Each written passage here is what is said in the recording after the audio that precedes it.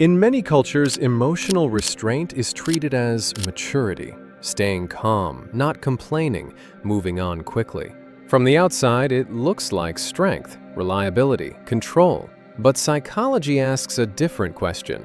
What happens when emotional activation has no permitted outlet, not in moments, but over years?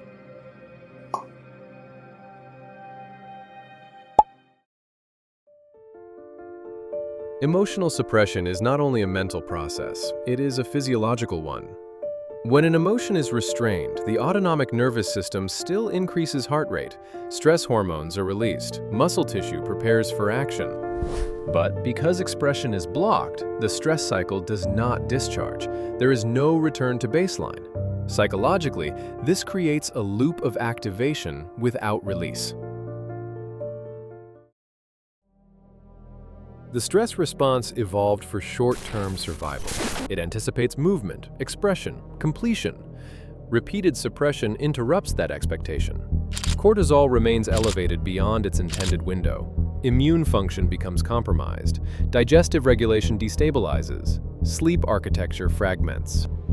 Research consistently links chronic emotional suppression to higher inflammatory markers, the same markers associated with cardiovascular disease, autoimmune disorders, and metabolic dysfunction, not because emotion was present, but because it was contained without completion. The body isn't designed to hold emotions forever. When feelings aren't processed, they move into the body. Muscles stay tight, the jaw clenches, the stomach reacts, energy drops.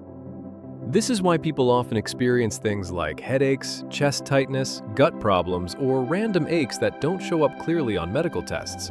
The body isn't broken, it's holding on to unfinished signals. These symptoms are often called psychosomatic. That word is usually misunderstood. Psychosomatic doesn't mean fake. It means the mind and body are working together, and the body is showing the result. Stress hormones change, inflammation increases, the nervous system stays on edge. The symptoms are real. The cause is simply harder to see.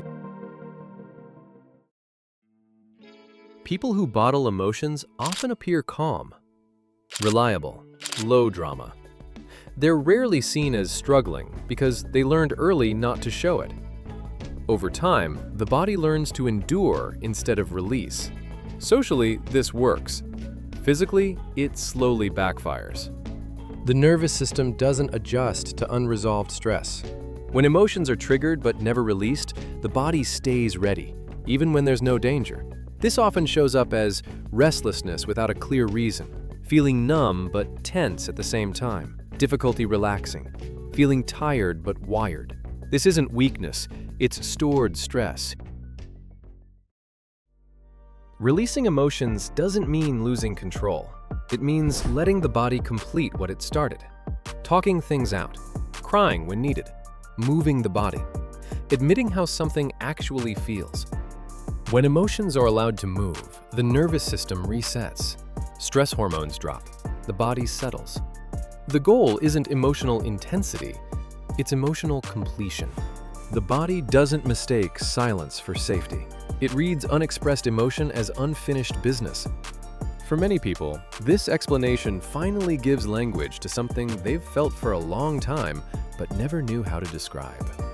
What has your body been holding on to that never had a chance to be released? Let us know in the comments section to share your method of handling those kind of emotions.